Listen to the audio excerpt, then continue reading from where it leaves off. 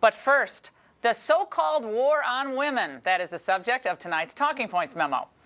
Over the weekend, Secretary of State Hillary Clinton waded into the culture wars as part of a coordinated effort to propel the Democrats in November. Now, we know that that young woman in Tunisia and her peers across the region already are facing extremists who will try to strip their rights, curb their participation, limit their ability to make choices for themselves. Why extremists always focus on women remains a mystery to me. But they all seem to. It doesn't matter what country they're in or what religion they claim, they all want to control women. They want to control how we dress, they want to control how we act, they even want to control the decisions we make about our own health and our own bodies. Now, wait a second. Doesn't it sound like Hillary is comparing the GOP to the Taliban? Obviously, Team Obama has decided that it isn't really interested in debating the primary issues facing our country, issues like jobs and the economy. Instead, the president has decided that scaring women, especially single women, is the key to victory in November. Now, Democrats know that today women face really no restrictions getting contraception. They know that Republicans aren't going to stop women from getting contraception.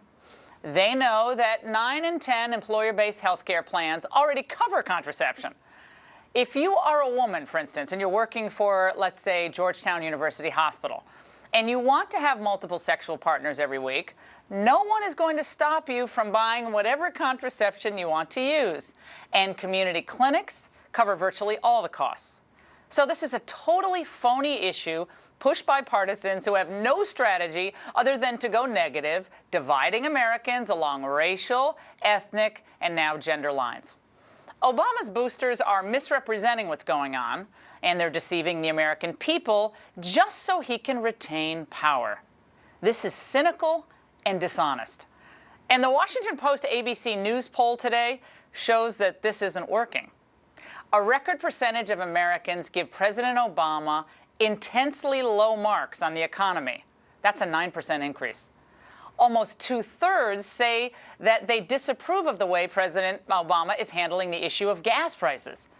And what about handling of the deficit? He hit another all-time low with only a 32% approval rating. And by the way, 70% of independents disapprove. Obama, once up over Romney and Santorum, is now in a dead heat with both of them. So much for the GOP primary hurting Republicans. So much for the spin that the economy is in this major rebound. And so much for the idea that Obama is sailing to re-election. Of course, the Democrats want to change the subject to a wholly contrived war on women narrative. If there is a war on women, it's on women's pocketbooks, and it's being waged by President Obama. And that's the memo. Now on to the top story reaction. Joining me from Philadelphia is Jennifer Brandt. She's a family law attorney. Okay, Jennifer, fair and balanced here. Tell me why Laura Ingraham is wrong on this. Well, you're absolutely wrong, because the Republicans are actually putting this issue out there and giving Hillary Clinton and others something to talk about. When you have someone like Rush Limbaugh coming out and making derogatory remarks and attacks, I mean, Laura, come on, you even have to agree with me. That's totally offensive and obnoxious and unnecessary. And it makes people worried. It makes women worried about what is the future and what will be the political climate if a Republican is elected. What is exactly the position? Are our rights, are we going backward in time in terms of rights? I mean, I think there is a war on women. And until women get into power, I think that war is going to continue on. Well, women like Nikki Haley, does she count? Women like Meg Whitman, who was referred to by Jerry Brown as, you know, what about saying she's a W word? I don't even want to say it. How about people referring to Jerry Thompson, Fred Thompson's wife, as she belongs on a stripper pole? Things that have been said about Michelle Malkin. Well, I mean, but I think it's any offensive talk, though, that is inappropriate. And I think we're going backward in time, though.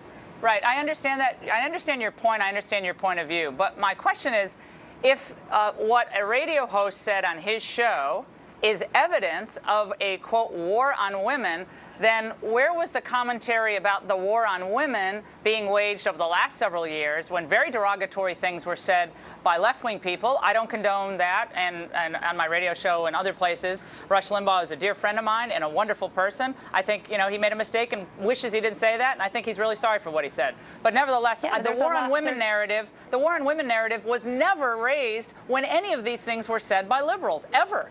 Yeah, but there's a lot of discussion now with the upcoming election, and there's a lot of discourse. You'll have to agree in many different areas, including the economy and all the other things that you mentioned. But when you start talking about women's rights and women's choices and women's health choices, and whether they're going to fund daycare and whether you know, who's going to pay for all these children that are out there, and what are women going to do in the future, people are thinking about these issues now. They are having to make a decision soon. We're seeing a field of candidates, some very conservative, some very extreme.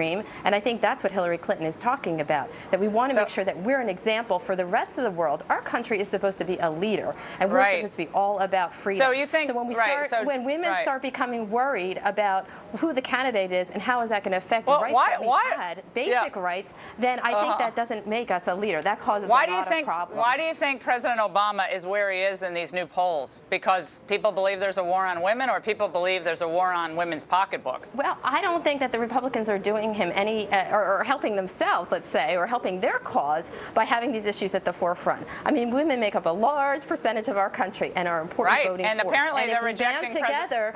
And if we band together, we really need to show that we want the power, we want to have rights, we don't want our rights affected, we don't want the rights of our children affected, and so that's what needs to happen. And I think that is what's happening. Do you think that let's get away from contraception? Contraception you can get. I mean, there's Planned Parenthood people on the streets in D.C. That's what we're talking about. Planned Parenthood people on the streets in D.C. They're signing up people for a variety of reasons. But one woman told me the other day, well, you can get contraception down at the clinic. Just go down there and get it. I mean, we were just asking her for information purposes, and she told us. So it's pretty much available. But do you think, for instance, but if other you hear things that should it be might covered? Be getting cut off, then but you why start not? to worry. Why just Jennifer? You can't. I can't. But you brought up child care. Should child care also be mandated for fulfillment and family planning purposes? Should that be mandated as covered? Look, if we start cutting all kinds of programs and everything, we have a lot of children out there. We have a lot of single women, single mothers. I say it in my practice. I mean, what are they to do with all of that? What about the problem of you know, fathers who aren't paying child support? Are we discussing that? No, we're talking about contraception and abortion and these other issues. These are the issues that are out there right now. The thing is, where does it stop? Do we stop at contraception being covered? Or why not? Men have called into my radio show saying there's lots of things that they would like in their own lives for fulfillment and the betterment of their, you know, their daily living that aren't covered by their insurance.